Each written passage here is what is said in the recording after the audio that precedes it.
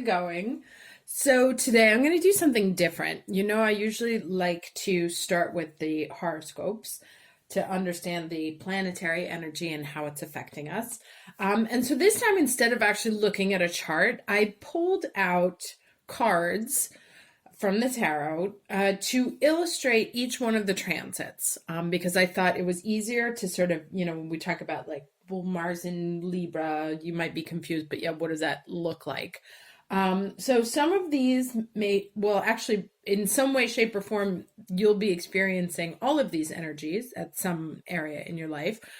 This is starts Aries, Libra, Capricorn, Cancer, and I'll go through all of these. Where they play out in your chart depends on your ascendant and how you're going. So, and some of them are planet, you know, long-term aspects, and I'll talk about that in a second, and others are fleeting. Now, I start over here. This is the Aries, the Chiron and Aries energy, right? Okay, and this is the Nine of Wands and the Seven of Wands. And basically what Chiron in our sign is asking us to do is go back through our past and pick up all of these wounds, all of these wands, all of these things that put us into this sort of like protective energy and battle them one at a time. Like take a look at each one of them from a different level with new skills as a grown-up, right? So like if these were all of the wounds that you picked up in high school, then whatever those elements were, you're going to be facing them one at a time as a grown-up with a new level, not necessarily being able to heal them because you can't make those wands go away, but you can defeat them, you know, or at least rise up above them. And so that's what that Chiron in our sign in Aries is going to be like. Now here's Taurus, and I've taken the Four of Pentacles as Taurus because it's really about material security and not wanting to let go of anything, right? What's mine is mine. And it could be people, it could be places, it could be memories, it could be habits. But, you know, Taurus is the fixed earth sign. So it tends to be the most stubborn, if you will, of the horoscope. Sorry, the zodiac. So this is kind of the Taurian energy, and we all have this energy somewhere. Somewhere in our charts, we are this way about something. And this is Uranus, right? And what he's coming in to do, literally, because this is sort of that fixed building, is coming in to blow that apart. And to challenge all of these things. And it may be through taking them away. It may be through forcing you to see them in different ways. And that's how these other signs, you know, so Taurus is in opposition to Scorpio. And these are our Scorpio energies here. So this right now, I mean, they're past 5, but this energy came to meet this energy. Now, this at the same time is trining because this is up here in Capricorn. So whatever it is that we hold on to so dearly, that we value so much that we do not want to let go of, and Uranus is sending electricity through that, all of these transits are at the same time working together with that. We'll get there. Excuse me, but this is, you know, so somewhere in your life, there's shock waves going through things that you don't want to let go of. Now, this is the North Node in Cancer. Sorry, I just moved that. This is the North Node in Cancer. And I know this is normally the Libra and the Taurus card, but I'm using it here for a different story. What the North Node in Cancer asks us or invites us to do is, what do you have to give to this little girl to get her to be as flourishing as this woman, right? Now, this doesn't have to be a woman. It can be a situation. It can be you. It can be a relationship. But it's saying, what do you nourish? How do you feed that person, that element, that idea, so that it turns into this? Okay. And a lot of that is what we've been dealing with ever since the nodes went into Capricorn and Cancer. And as I said, they're now at 9, so they're moving into their final chapter. So the first challenge was kind of recognizing that this girl needed to be fed. And I've picked this card here as the South Node in Capricorn. And basically what has been happening there has been a lot of resurrecting a bunch of old corpses, old memories, old people, old habits, old whatever, to take a look at them once again and release them as, so they're transmuting that past energy. So in the process of exhuming the dead bodies, this process starts to take shape, right? Because it's like, well, this is where we left them, and now we have to turn this girl into this girl, not into these. So what needs to happen now? So the first step was kind of like to release these past pieces, and then the North Node is dragging you from here, from a dead resurrected body, into the Empress. So that's sort of the South Node in Capricorn and the North Node in Cancer. And a lot of this has to do, I've picked the Hierophant, even though it's a Taurus card, but this is the Capricornian energy right now of tradition, of institutions, of rules, the way things are supposed to be. And so this judgment here that you've been going through, this South Node of going through all of these, exhuming all these dead bodies, taking a look at them, calling them to wake up and be released from purgatory to make room for other things, will be about things that you have traditionally considered musts in your life, things that you have been taught you had to do, right? And that's why this North Node is so important, because maybe what you were told you needed to do needed to die and be released so that you can find something new. Now, moving on, right now, this is Mars in Libra, okay? And he has, Mars in Libra is in his fall. He doesn't like to be there. He likes to be in Aries, where he can get things going and get things moving and charge forward. So right now, Mars is here, and he's got so many options, and all the cups look really shiny. And what are the consequences if I take that one? But what about this one? And so there's a lot of confusion right now, especially since this is squaring the nodes, a lot of confusion of what needs to be in that cup. Okay. And so you may have so many options, and you're afraid to pick any one of them because you're dealing with this, and you don't want to add any more wands. You don't want that 9 to become 10. You're trying to battle them and reduce them, if you can, from a 9 to a 7. And you don't want to make mistakes. And so you're afraid of what to put in that cup, because it might not be, excuse me, it might not be the right thing. Because here's the sort of scorpionic energy, right? As you're studying which cup to put in the hands of that girl, you're remembering all the things from the past that didn't go right. Okay, now let's move into the Scorpio energy. So as I said, so that's Mars in Libra. So I've taken this card to kind of represent Scorpio. It's a little bit dark. It's a little bit intense. It's very brooding. There's this sort of like deep water that's being contemplated. And then for these two cards, this is the sun. I'm taking this as the sun in Scorpio. And this is Mercury in Scorpio. Now, Mercury in Scorpio they're both, I would actually say they're probably a little bit interchangeable. But Mercury in Scorpio wants to know everything. It needs to know. It doesn't want to know what's on the surface. It wants to go deeper. It wants to know all the secrets. It wants to know the secrets that no one else knows. So there's a process here, these two, of illuminating what lies beneath and what water flowed into that path, so there's a process of digging up, bringing up to the surface all sorts of secret information that's been hidden, that is not known to everybody, that actually doesn't even want to be disseminated. It's just you who wants to know it. And some of it may have to do with past pains. This is the 8th house, so it deals with death.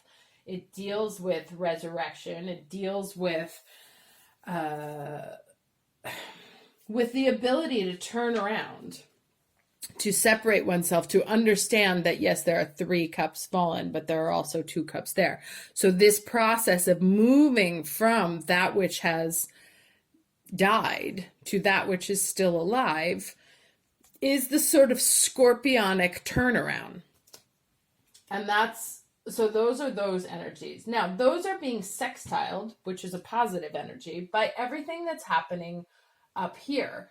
So as we break through these sort of old traditions and redefine what's possible for us, looking through our old wounds so that we don't make the same mistakes twice,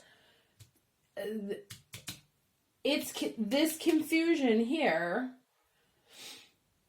is in, it's sort of like in a negative, and this is our ruling planet. So this is why this time has also been particularly challenging for us, because there's all of these elements that are talking to each other, and these two as well, who are all kind of, these guys are working together because this is a trine and this is a sextile.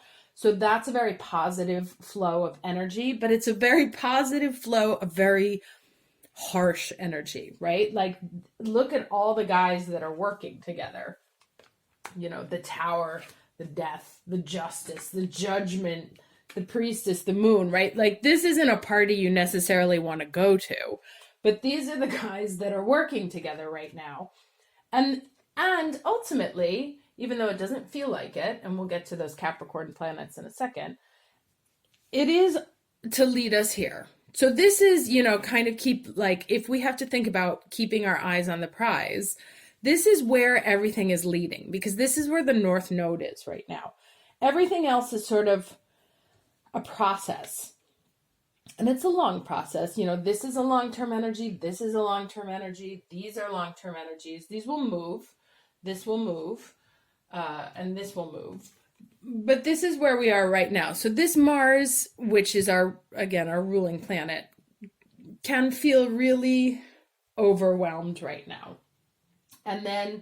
But as I said, you may be embodying any of these and all of these every day, all day. Like, you may have a moment where you feel like this, or you have a moment where you feel like that, a moment where you feel like this. This is what's coming at you, basically the astrological weather. Now, the happy side here, and this is where, I've been saying find your Venus.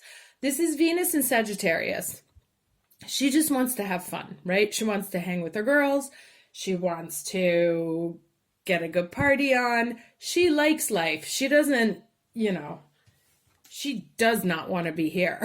She wants to fill those 3 cups and stop whining about what's been lost and toast, because life is fun at the end of the day. So this is when you're stuck anywhere else here on this table. This is not a long-term transit, because she'll go into Capricorn soon, and that's a different one. That's when she starts counting her money. But right now, if you ever get lost, find this place. Now, Jupiter and Sagittarius, I've picked these two. I know the Hermit is usually associated with Virgo, but I do think that Sagittarius and Virgo have that seeking of perfection in common. Virgo is more about logistical perfection, whereas Sagittarius is more about philosophical perfection. And so this is, Jupiter kind of looking for that truth, looking for that higher vision. And then he sort of collects them behind, and he's very proud of all of his knowledge and all of the stars that fill his cups right now. So you have this, you have this energy going on with Jupiter in Sag. As I mentioned, on the 21st, he's going to come into alignment with the galactic center. And that is a moment that I think that the truth floodgates are going to fly open, you know? So maybe some of these secrets start coming to light. Things start crawling, and there's a full moon on the 12th, you know, which I'll do a reading for. But these things are going to start being illuminated by the light of the full moon. So I think between the 12th and the 21st, things may start to come up, and that will help this get clearer and clearer, because when Mars moves into Scorpio, all bets are off, you know, because Mars likes being in Scorpio. Pluto is the ruler of Scorpio. He is the higher energy of Mars. So when Mars gets into Scorpio, aside from the fact that it's like libido to the nth degree, but he's very focused, and he is very determined and very willful. So he will be here until the 21st of November. But when it moves into Scorpio, this guy's not going to be confused anymore. He'll be very much like take no prisoners. Think more like the Chariot. And I want to think about it a little bit more, but he'll have a different embodiment shortly. So this whole moment here is short-lived, as is this moment here.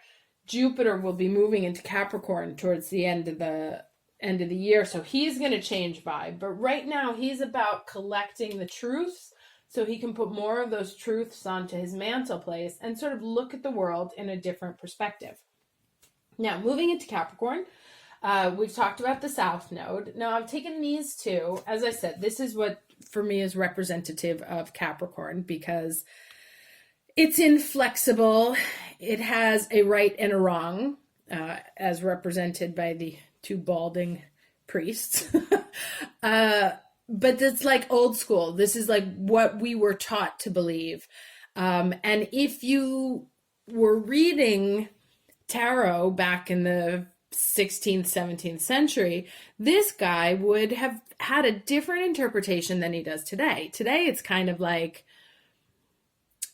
you know, old school, like things we don't believe anymore, things that feel really out of date. And if you remember, when Pluto moved into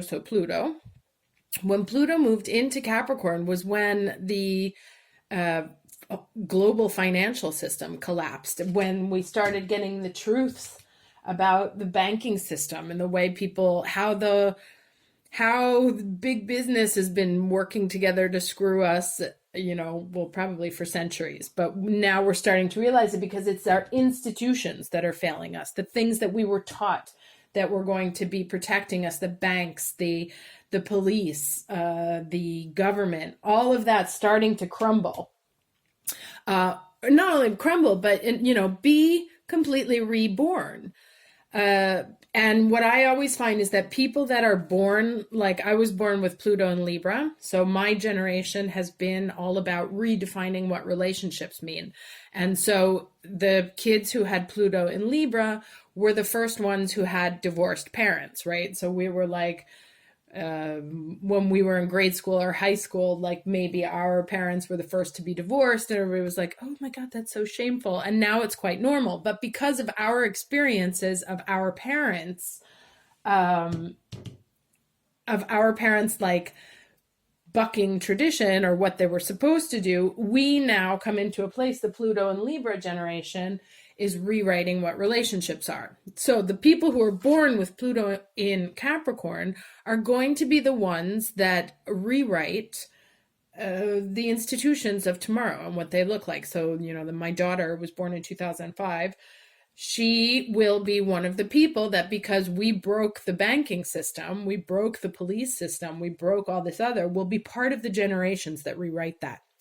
But this energy here, first, in order to get through that pearly gates over there, first everything has to die. And so this is that Pluto in Capricorn, where he's as he moves through, literally moves through all the degrees of Capricorn, leaves a wake of death and destruction behind him. And that's what's going on. But ultimately, it's to rewrite those things. Now, at the same time, we have Saturn in Capricorn, who he's not so much about fairness as he is about making sure that things are done properly, right? That he too believes in a right and a wrong, but he is more on the side of tradition, right? So these two kind of have conflictual energy. So what he's coming in to do, or what he's done, is for everything that Scorpio broke of these, he's coming back in to say, okay, well, hold on.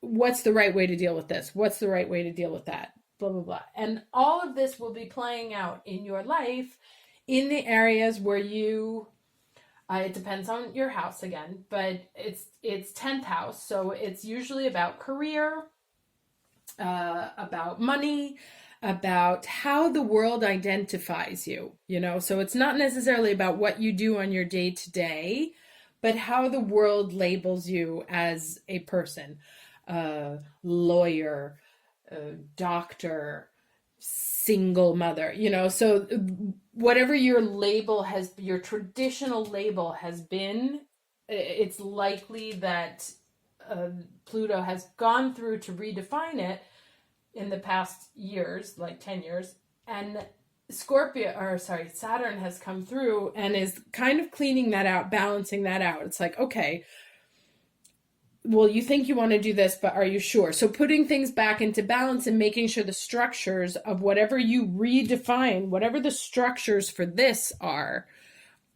things that can be held long term. And then finally, over here in the corner, we have Neptune in Pisces, right? And he's kind of out of the conversation, but he's not. He too is sextiling here. So he's in a positive relationship to many of the energies on the table. And he is a long-term energy. He is ultimately, in all of this going on, right, we have the ability we can get very selfish in how we consider this